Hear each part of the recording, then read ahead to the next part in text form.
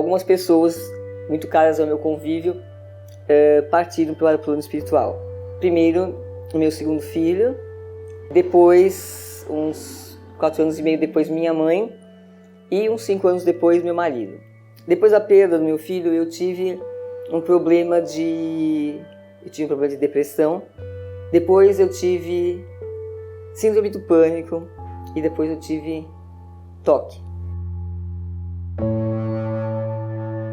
A Rádio Boa Nova e a TV Muito Maior, elas são aquela companhia da qual você precisa e que te leva para a frente e te põe para cima nos momentos em que você procura respostas.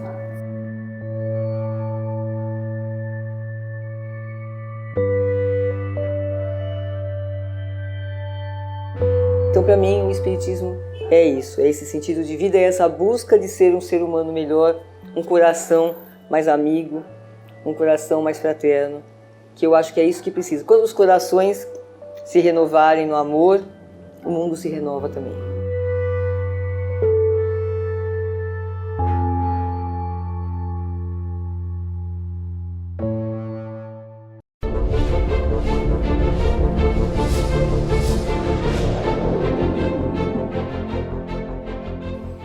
Estamos de volta com a segunda parte do nosso programa e eu queria lembrar a você que nós temos aqui, além dessa obra que eu estava lendo na primeira parte, que é o Evangelho do Cristianismo Primitivo, nós temos outras obras de pesquisas, porque cada capítulo desse livro tem uma história.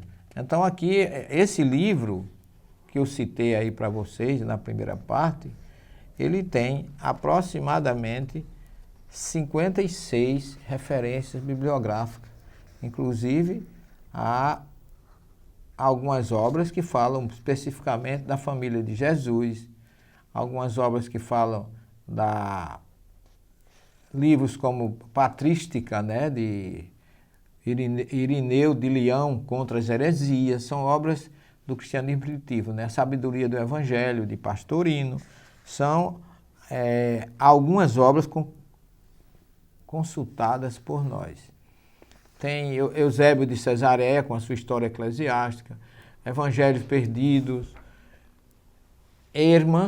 Bate Ehrman, grande pesquisador norte-americano, João Dominique Crossan também. Então, aqui eu tenho mais ou menos algumas obras que têm muito a ver com as informações que nós estamos falando aqui, porque O Nascimento do Cristianismo, de João Dominique Crossan, uma obra muito boa, Maria, Mãe de Jesus, o livro de Ehrman, como eu já falei, e tantos outros que são livros que vêm reforçar as pesquisas desses grandes historiadores, professores, teólogos e pesquisadores que nós utilizamos para dar essa resposta. Mas agora eu vou ler um artigo que eu vi aqui, eu achei muito interessante, que vai responder mais ou menos a sua dúvida, meu caro Antônio Alonso, que a pergunta é assim: quando Jesus nasceu? Aí diz assim: ninguém sabe. Os evangelistas não se importaram em registrar, porque judeus do tempo de Jesus provavelmente não celebravam aniversários. A única referência na Bíblia a um deles é o que eu já citei para vocês na primeira parte, que é o capítulo 40, versículo 20 do livro de Gênesis, que fala do aniversário do faraó. Naquela época que José já estava preso, aquela história toda que a gente sabe. O que dá para saber é que quase certamente não foi em 25 de dezembro do ano 1. Ninguém sabe quem exatamente escolheu o dia que se estabeleceu no século III. Aqui nós já lemos para vocês que foi Constantino e Justino I, o Papa, quem estabeleceu essa data para que era comemorado a festa do Sol Invencível, nós vimos. Conveio-se então que a anunciação à Virgem do Anjo aconteceu no equinócio de 25 de março e o Natal exato 6 meses depois do solstício de inverno. o dia mais curto do ano, a partir do qual todos os dias se tornam mais longos, uma metáfora para a iluminação.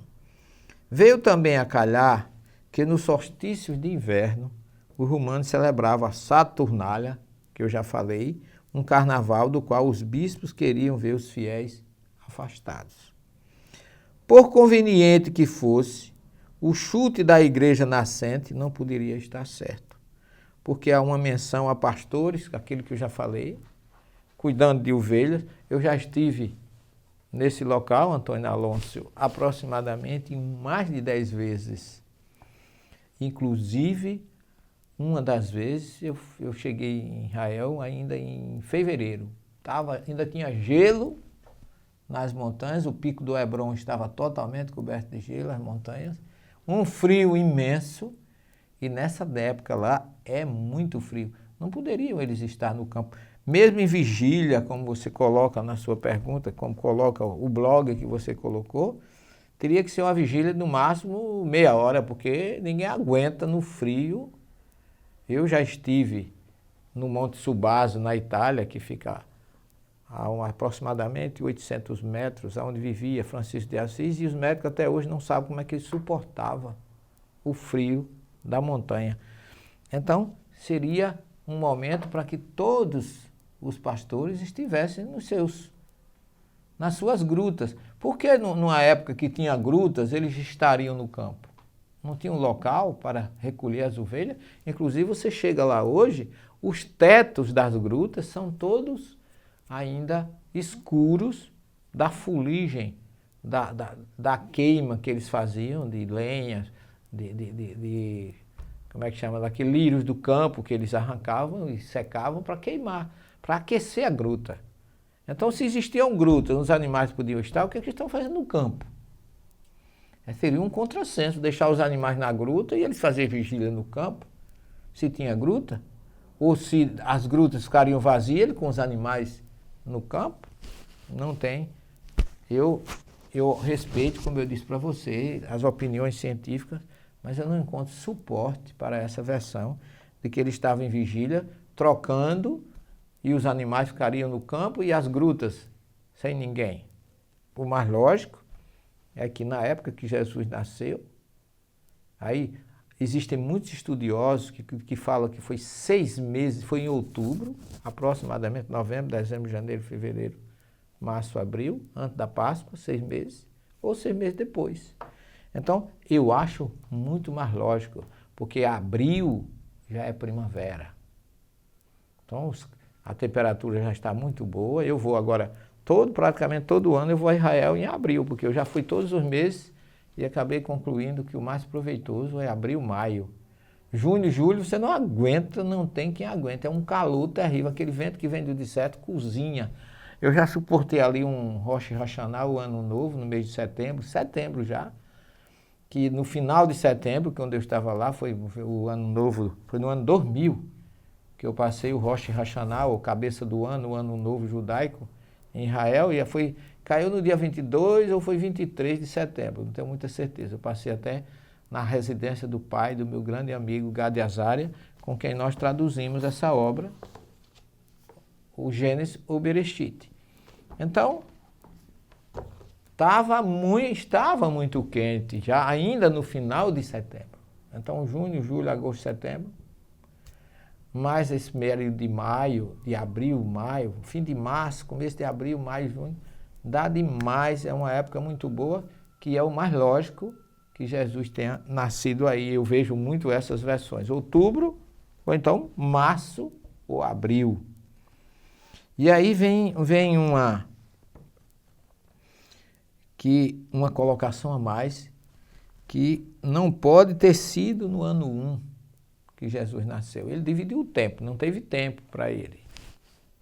Jesus provavelmente teria vindo dividir, então por isso que criaram uma divisão do ano 0. Ele não nasceu no ano 0. Tá certo? Jesus nasceu no reino de Herodes o Grande, como está narrado aqui em Lucas, capítulo 1, versículo 5, e como Mateus fala também da perseguição, né? Que ele implementou as crianças de até 2 anos. 2 anos quer dizer, Jesus já tinha 2 anos ainda no reino de grande Herodes. Mas Herodes morreu em 4 antes de Cristo, da data do ano 0. Ele morreu em 4 antes do ano 0. Mas o ano 0 não corresponde ao ano do nascimento de Jesus. O que significa que se ele morreu no ano 4, antes de Cristo, e ele ainda mandou matar crianças de 2 anos, ele deve ter, no mínimo Jesus deve ter nascido 2 anos antes do ano 4, antes dele. Então Jesus nasceu por volta do ano -6.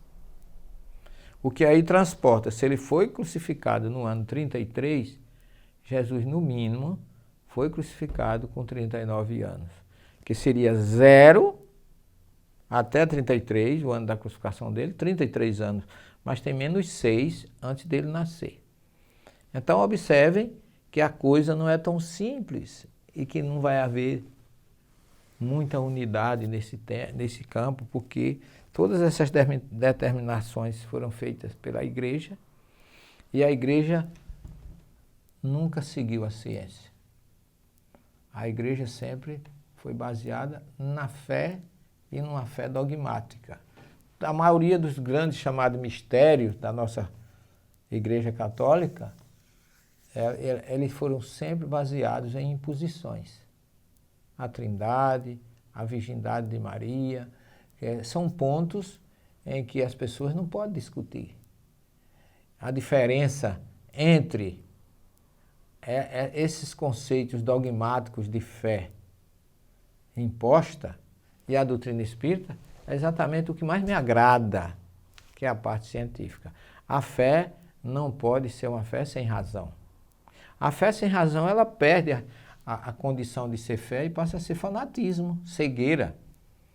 E, lamentavelmente, isso tem levado a grandes catástrofes. A gente sabe, eu não estou aqui para condenar religião A, B ou C, porque eu a respeito todas. Acho que cada um tem que ter um caminho para Deus. E cada um tem o seu caminho. Agora, o meu caminho pode ser diferente do seu, mas se Deus é único, a gente pelo menos tem que respeitar nossas diferenças e nos amar, que é isso que Jesus quer de nós. Então não existe uma última palavra nesse sentido. Agora, o Espiritismo não tem dogma. E se apresenta alguns princípios que você pode chamar de dogma, como reencarnação, lei de causa e efeito, imortalidade da alma, Deus como inteligência suprema, causa primeira de todas as coisas, todos esses princípios não são impostos, podem ser discutidos. Então, se você chamar isso de dogma, na Igreja Católica, dogma é algo que não pode ser discutido, nem contra-argumentado. Na doutrina espírita é o contrário.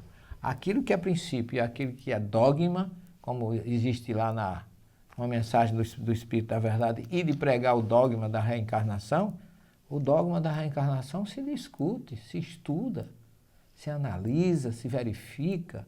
Não é uma imposição.